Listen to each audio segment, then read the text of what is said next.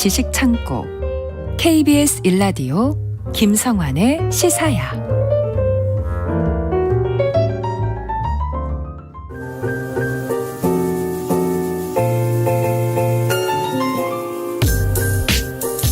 미술작품의 예술적 가치부터 경제적 가치까지 오늘도 흥미로운 미술 세계로 안내해드리겠습니다. 미술랭 가이드 오픈갤러리 홍지혜 디렉터 나와 계십니다. 안녕하세요. 네, 안녕하세요. 네, 오늘은 현대미술계에 있었던 논쟁적인 이슈를 다뤄볼 예정이라고요? 네, 현대미술은 의도와 개념이 중요하다는 이야기를 드린 적이 있는데요. 네. 오늘은 한국 미술계에서 논란이 됐던 2016년 조영남 씨 대작 사건을 통해서 현대미술의 의도의 중요성을 따져보려고 합니다. 네. 먼저 조영남 씨 재판 결과를 먼저 말씀을 드리면요. 네. 1심에서는 징역 10개월의 집행유예 2년으로 유죄, 네. 그리고 항소하여 열린 2심에서는 무죄를 선고했는데요. 고소인들이 문제를 삼기는 했지만 결국 형사처벌상으로는 문제가 되지 않았다고도 볼 수가 있거든요. 네. 그럼에도 1심에서는 유죄 처벌이 있었던 만큼 의견이 분분했었어요. 굉장히. 네. 우선은 이 사건에 대해서 좀 더 상세하게 말씀을 드릴게요. 아마 그 셀럽 분이시기 때문에 계신 분들이 대부분 기억을 하고 계실 것 같기는 맞아요. 한데 네. 그 가수 조영남 씨는 화투를 소재로 한 작품으로 미술 작가 활동을 쭉 해왔거든요. 그리고 무명 화가인 송기창 씨를 고용해서 작품을 대리 제작하게 했고 이런 사실을 모른 채 작품을 구매했던 구매자 17명이 조영남 씨가 총 1억 8천여만 원을 편취했다는 사기 혐의로 고소를 했던 그런 사건이었는데요. 여기서 두 가지 문제가 있었습니다. 하나는 대작 작가에게 작품당 10만 원 안팎을 주고 본인은 작품을 800만 원 정도에 팔았다라고 하는 일종의 재능 갈취와 불공정 거래의 문제가 하나가 있고요. 네. 또 하나는 조수를 썼다는 사실을 구매자에게 고지하지 않았다는 사기에 관한 문제가 있습니다. 이 두 가지 문제를 하나씩 오늘 이야기 나눠보고 싶은데요. 네. 불공정 거래 관련해서는 진행자님은 어떻게 생각하세요? 법적으로는 시간당 최저임금은 있는 거잖아요. 네. 근데 대작 작가는 작업 시간도 상당히 길 것 같고 그렇다고 최저임금 적용한다는 게 예술가한테 최저임금을 어떻게 적용할지 좀 애매한데요. 네. 그래도 800만 원에 파는 작품을 대신 그려줬는데 10만 원 준다는 건 조금 심하다는 생각이 들어요. 네. 사실은 정답이 없는 논쟁이긴 할 거예요. 네. 저의 의견으로는요. 이것이 이제 공식적으로 고용관계에 있었던 게 아니잖아요. 법적으로. 그러면은 뭐 억지로 노동을 착취했었나 아니면 이행하기로 한 금액과 달랐었나 이런 거를 볼 때 그러지는 않았단 말이에요. 예. 다시 말해서 애초에 작업자가 뭐 사실 불공정 거래 같긴 하지만 이 작업을 스스로 수락했다면 과연 이걸 법적으로 문제 삼을 수 있을까라는 생각은 저는 좀 들었어요. 네. 물론 처음에는 10만 원도 괜찮다고 생각하고 그렸는데 막상 보니까 나중에 이 작품이 800만 원으로 팔려요. 그러면은 좀 심리적으로 속상한 마음이 들었을 수는 있겠다 싶지만요. 네네. 제가 이 노동을 주제로 한 작품 하나를 소개해드리고요. 예. 이거를 한번 잘 들어보시고 비교를 해보시면 좋을 것 같아요. 어떻게 다른지. 2012년에 국립현대미술관에서 올해의 작가상을 수상한 김홍석이라는 작가가 있습니다. 네. 아예 이러한 현실을 작품에 반영을 했는데요. 캔버스에 물감을 칠한 다음에 일용직 노동자분들을 고용하는 거예요. 예. 그리고 물감을 바른 그 캔버스 위를 걸레로 닦게 해요. 예. 그리고 4시간 동안 보통 그들이 받는 임금인 4만 원의 금액을 지급을 합니다. 네. 사실 청소 노동자들이 실제로 4시간에 4만 원의 임금을 받는 편이었으니 사실 이게 문제될 것은 없었거든요. 작품의 제목도 걸레질이에요. 네. 근데 이 걸레질이라는 작품이 김홍석 작가의 사인이 들어간 채로 그게 판매가 되면 2010년도 기준으로 1,000만 원이 넘는 금액에 팔렸단 말이에요. 네. 뭐 사이즈에 따라 다르기는 하겠지만 그런데 이 작품은 한 번도 불공정 거래 논란이 없었어요. 왜 그럴까요? 김홍석 작가는 걸레질이라고 작품 제공 말씀하셨잖아요. 네. 대놓고 그냥 한 거고 조영남 씨는 대작 작가가 있다는 걸 감췄잖아요. 그러면 누구 한 명은 알렸고 누군가는 감추려 했다. 되게 신선한 그 이야기인데요. 신선한데 결국 제가 생각한 거랑 맥락은 같은 것 같아요. 네. 저는 작품의 그 개념에 의도가 들어갔냐 아니냐의 차이라고 생각을 했었는데요. 네. 결국 비슷한 말씀일 것 같기도 한 게 개념상의 의도가 들어갔다면 이것은 일용직 노동자가 실제로 걸레질을 한 거다라는 개념을 적극 알렸을 것 같고 실제로 적극 알렸고 네. 개념이나 의도와 상관없이 남의 손을 빌린 거라면 마치 내가 그린 것처럼 대작 작가의 존재를 감추려고 했을 것 같아요. 그래서 결국에 의도가 있냐 없냐의 차이는 알리려고 했냐 감추려고 했냐의 차이와 거의 동일한 말일 것 같습니다. 자, 그러면 두 번째 문제였던 대작 작가가 존재한다는 그 사실을 구매자에게 고지하지 않은 것이 사기이다. 이 문제에 대해서는 어떻게 생각하시는지 궁금한데요. 자, 진행자님께서 좋아하는 아티스트의 작품을 샀어요. 예. 근데 그게 다른 사람이 그린 거라는 사실을 나중에 알았다. 어떠실 것 같으세요? 왠지 사기당한 느낌이죠. 그 작가 보고 그 작품을 샀는데 네. 다른 사람이 그린 거예요. 알고 보니까 약간 배신감 같은 거 느껴질 것 같기도 한데요. 근데 조영남 작가는 그런 얘기 하지 않았어요? 이건 미술계 관행이다. 네, 우리가 지난 시간에도 작가가 손을 사용하지 않고 머리만 사용할 수도 있다라는 이야기를 했던 것처럼 네네. 그게 뭐 관행이라는 단어를 사실 저는 좀 마음에는 안 들기는 하는데 네. 어쨌든 손을 전혀 사용하지 않는 작가도 있긴 있어요. 근데 이 관행이라는 단어는 네. 오래전부터 했던 어떤 상습이나 버릇이라는 의미가 들어가 있어서 저는 좀 부정적으로 느껴지긴 하거든요. 안 좋은 관습 같은 느낌이 들어서 어쨌든 이때 조영남 씨가 관행이라고 하면서 나머지 주장을 했던 말을 옮겨보자면 팝아트에서는 아이디어나 개념을 중시하는데 나는 송 씨에게 화투를 그리라고 한 것이니 당연히 내 작품이 맞다라고 주장을 했어요. 아이디어는 내가 제공했다. 네. 네. 근데 실제로 마르셀 듀샹이 기성품인 소변기에 예. 내가 빚은 것도 아니고 그냥 길거리에서 소변기를 사서 네. 사인만 한 다음 미술관에 전시를 한 지 사실 100년이 지났거든요. 네. 앤디 워홀은요. 나는 그림 같은 거 직접 그리는 사람이 아니다. 라는 말을 자랑하고 다녔을 정도라고 해요. 이게 과거의 일이지만 최근 현대미술에 있어서도요. 일본 팝아트의 대가인 무라카미 다카시는 네. 카이카이 키키라는 회사를 차려서요. 어떤 작업들이 일하는지 웹사이트에 한 명 한 명 그 스태프들 이름을 소개하기도 하고요. 심지어 작품의 뒷면에는 영화 말미에 왜 이렇게 크레딧 올라가잖아요. 예. 그런 것처럼 작업자들의 사인을 추가하기도 합니다. 내 사인뿐만이 아니라. 예. 전 세계의 생존 작가 중에는 가장 높은 그 작품 값이 높은 걸로 유명한 제프 쿤스도요. 스튜디오에 매달 손님을 초대해서 그 스태프들의 작업 제작 광경을 공개하는 스튜디오 투어까지 연다고 하는데요. 네. 사실 개념미술과 팝아트 이후에 작가는 컨셉만 제공하고 직접 그리거나 칠하는 물리적인 행위는 다른 이에게 맡기는 것이 꽤 일반화된 사례이기도 한데요. 그럼에도 사실 조영남 씨의 사건은 뭔가 석연치 않은 구석이 있기는 했거든요. 네. 그 이유 중에 하나는 작가는 머리만 쓰고 손은 다른 사람이 한다는 것의 의미는 작가가 일종의 지휘자 역할을 한다는 거잖아요. 네.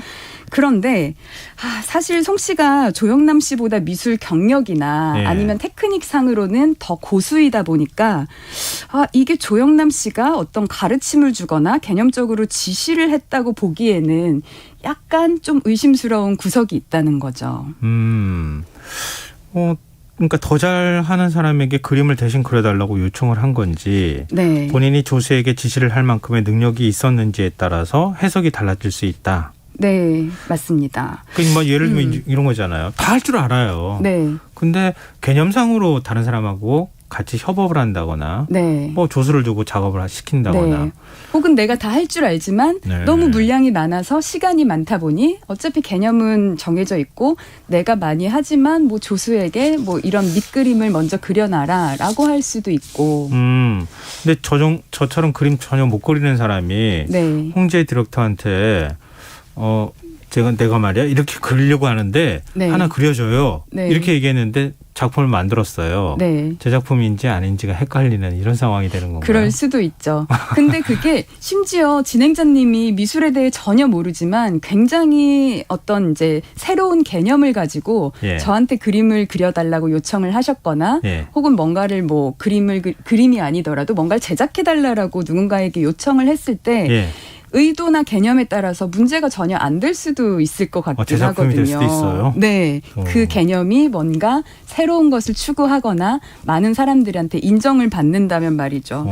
어쨌든 저는 작가가 손을 사용한다, 머리를 사용한다 이 개념에 대해서 언제 용인이 되고 언제 문제가 되는지 우리가 한번 생각을 해보면 좋겠어요. 예. 제가 사례를 좀 말씀을 드릴 건데요. 예. 미국에 스터트번트라고 하는 차용미술의 대가가 있습니다. 예.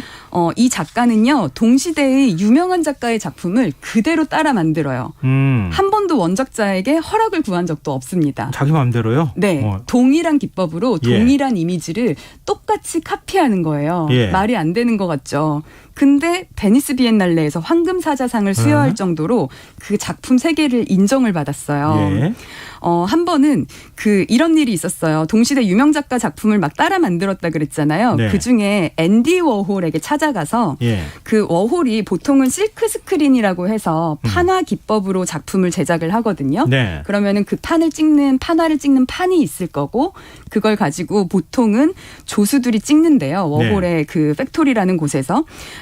아무튼 워홀에게 찾아가서 이렇게 말을 합니다.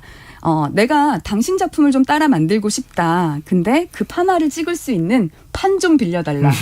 굉장히 당돌하죠. 그럼 막 찍어내도 되는 거잖아요. 그러니까요. 네. 근데요, 또 워홀이 이런 시도를 하는 그 스터트번트를 되게 재밌게 보고 판을 빌려줍니다. 워홀도 대단하죠. 대단한 사람이네요. 재밌는 네. 개념이네. 네. 한번 가서 해보게 자네. 네. 이렇게 하고 판을 빌려주는데요.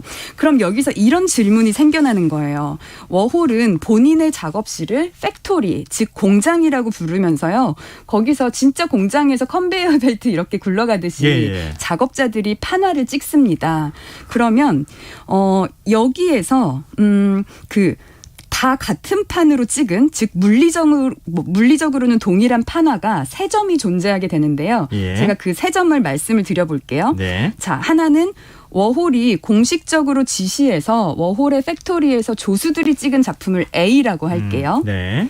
그리고 워홀이 지시하지 않았는데 조수들이 몰래 찍은 것도 있겠죠. 네. 요거는 B라고 해보겠습니다.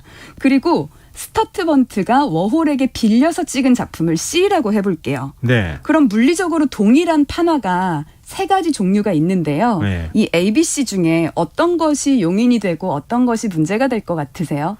아니 워홀이 지시해가지고 조수들이 찍은 건 당연히 용인이 되는 거고요. A는 괜찮을 것 같고. 찾아가서 저 판 하나 빌려주시면 그 실크 스크린 빌려주시면 저 찍을래요. 그러면 저작권 준 거랑 마찬가지잖아요. 네. 문제 없을 테고. 조수들이 몰래 찍으면 안 되는 거 아니에요?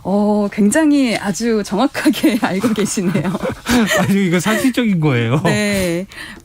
때로는 그 C에 스터트번트가 찍은 것은 이거는 완전 똑같이 했으니 법적으로는 문제가 되지 않더라도 이 작품으로 인정받을 수 있냐 이런 도의적인 부분도 있을 수 있는데요. 네. 어쨌든 말씀처럼 워홀의 의도가 들어간 A 작품 문제될 게 없고요. C의 작품은 스터트번트의 의도가 들어가 있고 이미지의 원작자도 승인을 했으니 문제가 될 건 없습니다. 네. 대신에 그 C는 워홀의 작품이 아니고 스터트번트의 작품이겠죠. 그렇게 되는 거예요? 네. 찍은 사람 손에 따라 달라지는 거예요? 그렇다고 조수가 찍은 작품이 조수의 작품인 건 아니잖아요. 그거는 아니죠. 네. A는 개념 자체가 워홀이 찍으세요 해서 조수가 찍었기 때문에 워홀의 작품이고 네. C는 스터트번트가 빌려서 작가인 내가 이러한 의도로 당신 판을 빌려서 내가 찍고 싶습니다 라고 합의가 돼서 찍었기 때문에 그건 워홀의 작품이 아니라 스터트번트의 작품이 됩니다. 그러네요. 그 스토리가 있고 개념이 들어가니까. 네. 헷갈리실 수도 있는데 누가 손을 썼냐보다는 그 의도가 무엇이었는지가 정말 중요한데요. 스터트번트가 이 작품을 통해서 던졌던 질문은 물리적으로 동일한 상태여도 의도에 따라서 작품에 함유된 개념이 달라질 수도 있고 심지어 작품의 저작자도 달라질 수 있다라는 시도를 했던 첫 번째 사람이기 때문에 황금사자상까지 탈 수 있었다고 생각을 합니다. 자, 다시 조영남 씨 사건으로 돌아와서요.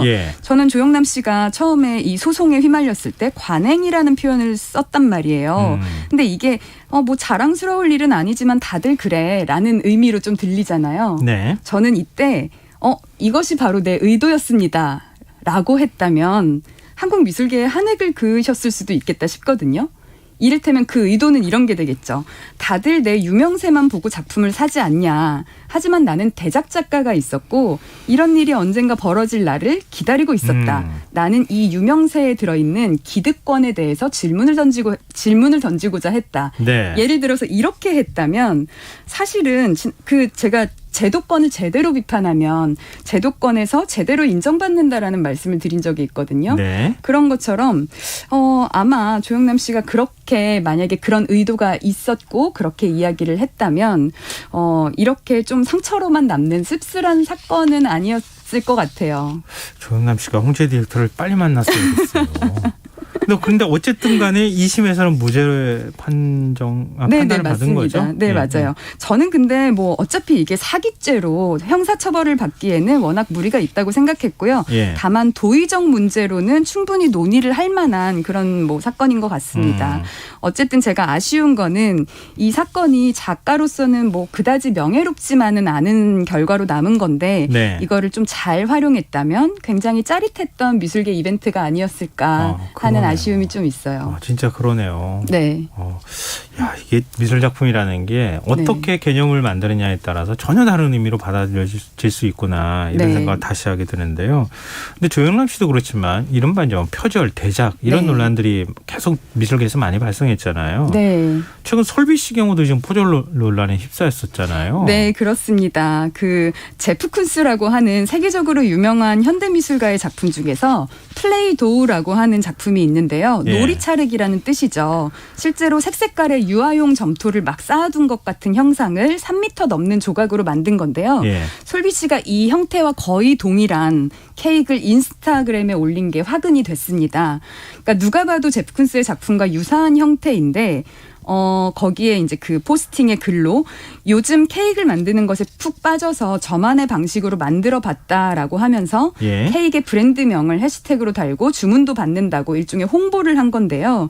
이 제프 쿤스 작품이 표절이 아니냐는 논란이 일자 포스팅 내용을 제프 쿤스의 플레이도 작품의 영감을 받아서 자유로운 방식으로 저만의 케이크를 만들어 봤습니다라고 바꾼 거죠. 참고로 표절과 오마주의 차이는요. 한 끗 차이인데요. 표절은 내 창작품인 마냥 남의 창작물을 몰래 훔치는 거고 오마주는 대놓고 밝히면서 존경의 의미를 담는 것인데요. 그 솔비 씨가 제프 쿤스의 작품에 영감을 받았다고 수정한 글만 보면 사실 문제될 것은 없어 보여요. 근데 글을 수정했기 때문에 원래는 표절 사건인 것을 오마주인 척 말바꾸기 한 것이 아니냐라는 비난이 좀 있었죠. 그런 의심을 살 만은 해요. 제가 보니까. 네. 왜냐하면 처음에 그거 만들 때 이거 뭐 이런 작품에서 영감을 받은 거거든요. 그렇죠. 처음부터 밝혔으면 참 좋았을 텐데. 그렇죠. 그럼 오마주가 되는 거잖아요. 네. 근데 뒤늦게 밝히지 않고 있다가 나중에 가서 밝히면은 이거 표절 아니야? 뭐 이런 논란에서 벗어나기 좀 어려울 것 같은데요. 그런데 참 이상한 거는 솔비 씨는 지난해 해외에서 미술상 받았잖아요. 네, 맞습니다. 작년에 그 2021년이죠. 스페인에서 열린 바르셀로나 국제 아트 어워드에서 수상을 했는데요. 그 아까 말씀드렸던 그 케이크 표절 사건이 결국은 기회가 됐습니다. 기회가 돼요? 네. 이 작품 때문에 이 작품의 연속선상 때문에 이 상을 받을 수 있었는데요. 솔비 씨가 이 케이크의 표절 논란 이후에 퍼포먼스를 하나 했어요. 그 문제의 케이크를 먹고요. 먹어요? 네. 먹는 영상을 찍었는데요. 그 문제의 케이크를 먹고 나서 just a cake 이렇게 이거 그냥 케이크야. 그냥 케이크인데 그게 왜? 라는 의미의 Just a Cake이라는 음성과 자막을 넣은 영상 하나를 게재했는데요. 덕분에 케이크를 두고 벌어진 이 논쟁까지 하나의 작품이 된 셈이죠. 논쟁으로 끝날 수도 있었는데 그것을 다시 한번 퍼포먼스화하고 영상을 게재함으로써 이 작품을 계속 발전을 시킨 건데요. 현대미술에서는 논란이 담론으로 확장이 되면 또 새로운 의미가 생겨나기도 하거든요. 그러니까 솔비 씨의 케이크와 케이크를 먹은 퍼포먼스 이렇게 두 개의 작품이 표절이냐 오마주냐라는 것에 대한 질문을 던진 의미 있는 작품으로 남게 된 거죠. 그리고 이러한 담론의 확장에 미술상을 수상할 수 있었던 거고요. 현대미술은 알다가도 잘 모르겠다는 생각이 드는데요. 그러게 말입니다. 사실 아직까지도 논란이 많습니다. 이 세상에. 케이크 뭐 표절이라고 자꾸 얘기 나오니까 그 케이크 다 먹어버려요. 그럼 이것도 개념이네. 그리고 상조. 이거 제 상식으로는 아직까지는 완벽하게 이해가 되는 것 같지는 않은데요. 이렇게 논란이 든 어쨌든 작품이잖아요. 작품 활동을 한 것이고 그게 나중에 표절이든 아니든 간에 오마주까지 한 거고. 근데 그걸 일종의 이제 작품을 먹어버린 거잖아요. 자기가. 네네. 이것도 일종의 예술적 행위로 인정을 받아야 되는 겁니까? 그 말씀처럼 그 논란이 된 케이크는요. 그러니까 사실은 되게 중요할 수 있거든요. 그래서 그 케이크를 먹는 퍼포먼스를 할 때는 새로 비슷한 케이크를 제작해서 먹었다고 합니다. 원래 작품 맞는 건 아니었고요. 네. 어쨌든 약간은 뭐 이게 좀 말붙이기 나름인 것 같기도 하고 코에 걸면 코걸이, 뭐 귀에 걸면 귀걸이 이런 느낌도 있으실 텐데요. 어쨌든 저는 이 솔비 씨의 사건을 보면서 솔비 씨가 현대미술에 대한 이해도가 굉장히 높거나 아니면 주변의 현대미술 이해도가 높은 분의 조언을 받았거나 하지 않았을까 싶었는데요. 이게 바로 제가 조영남 씨의 대처가 아쉬웠다고 했던 부분입니다. 만약에 이제 조영남 씨도 그것을 개념화시키고 담론으로 확장했다면 오히려 저는 그 솔비 씨의 논란보다 훨씬 더 굉장히 재밌는 미술계 이제 한 획을 긋는 사건이지 않았을까 싶거든요. 뭐 표절 논란 있고 나니까 어떻게 하면 좋아요? 그러니까 먹어버려. 제가 너무 단순해서 말씀드렸습니다. 먹는 거를 또 찍자. 그리고 그거를 또 예술화, 작품화하자. 어찌됐든 그것도 예술 작품으로 인정받았다는 거니까 끝은 하여튼 좀 해피엔딩으로 끝난 것 같아요. 맞습니다. 근데 얘기 나누면서 궁금한 점이요. 요즘 인공지능이 작품 활동을 하고 있다는 얘기 하거든요. 네네. 작가가 손도 머리도 다 안 쓰는 이렇게 해서 작품 만드는 것도 어디 인정받을 수 있습니까? 그렇죠. 작가 자체가 이제 인공지능이 되면은 AI, 사람이 아닌 것이 머리를 쓰고 손을 쓰는 건데요. 실제로 16년도에 구글이 발표했던 인공지능, 구글 딥드림이 이런 이미지를 그렸고 딥드림이 그린 29점, 29점의 작품이 그 해 2월에 샌프란시스코 미술 경매에서 굉장히 뭐 1억이 넘는 금액에 판매가 되기도 했거든요. 그 이외에도 딥드림 말고도 계속 다른 방식으로 이미지를 재생산하는 그런 AI 예술가들이 나오고 있는데요. 사실상 사람이 AI를 활용해서 창작품을 만들었다. 그러면은 그 사람이 작가가 되겠죠. 근데 만약에 구글처럼 기술 회사가 AI를 개발하고 인공지능이 스스로 창작물을 만들었다. 이렇게 되면 저작권을 누가 갖게 되는지 명확한 해석이나 법규는 없는데요. 근데 사실 그 딥드림의 이미지가 경매에서 팔렸던 거는 미술 작품보다는 마치 골동품이나 기념품처럼 그러니까 이를테면 히틀러가 사용했던 시계 이런 게 작품은 아니지만 기념비적 가치가 있잖아요. 그런 것과 좀 비슷하지 않을까 싶기는 합니다. 앞으로 인공지능이 작품 활동하면 그 저작권을 어떻게 해야 될 거냐 뭐 이런 논란은 계속 되지 않을까 이런 생각이 드네요. 이제 흥미로운 얘기였습니다. 오늘 미슐랭 가이드 지금까지 오픈 갤러리 홍재 디렉터였습니다. 고맙습니다. 감사합니다. 김성환의 시사야 오늘 순서 마칩니다. 모바일 쿠폰 당첨자는 홈페이지 공지사항에서 확인하실 수 있습니다. 편안한 밤 되십시오.